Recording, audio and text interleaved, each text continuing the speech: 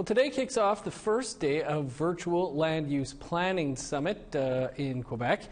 It brings big industry players and the Quebec government together to discuss post-pandemic development.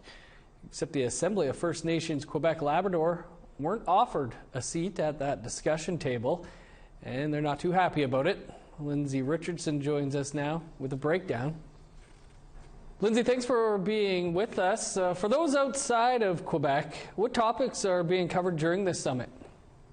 Dennis, I could break it down for you in 3 words, and that's development, development, development. So that's obviously a very big theme for the current government, even more so in a post-pandemic world. So this summit brings together civil organizations, architectural firms, construction companies, heritage organizations, and it essentially gives them a platform to discuss how they can create a more prosperous and profitable Quebec in a post-pandemic world.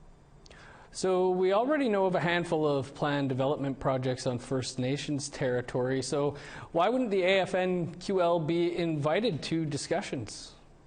So when this happens, it's always a little bit unclear whether it's a genuine oversight or an intentional choice to exclude Indigenous groups. And in this case, it's much the same. It is worth mentioning that there is precedent here. For example, Quebec rejected the United Nations Declaration on the Rights of Indigenous Peoples because it gives First Nations and Inuit the right to veto these economic development projects.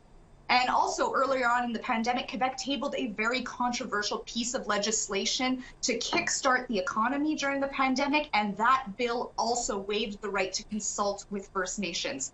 So it's enough to make the AFNQL feel like there is a contempt for First Nations and Inuit input, but don't take it from me. We spoke to the interim regional chief of the AFNQL, and he broke it down for us why it's important to make place at the discussion table for these leaders and these key players.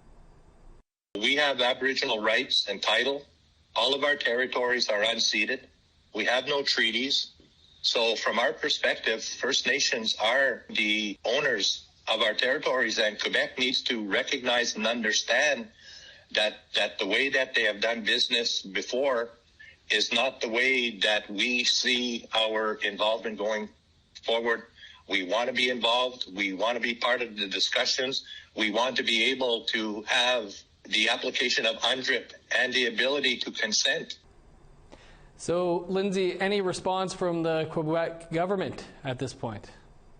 It's kind of interesting, Dennis, because we contacted the government ministry that was mentioned in the AFNQL press release, and in an emailed response to us, they said they weren't actually responsible for organizing this summit and that the responsibility falls on the individual organizations that participated.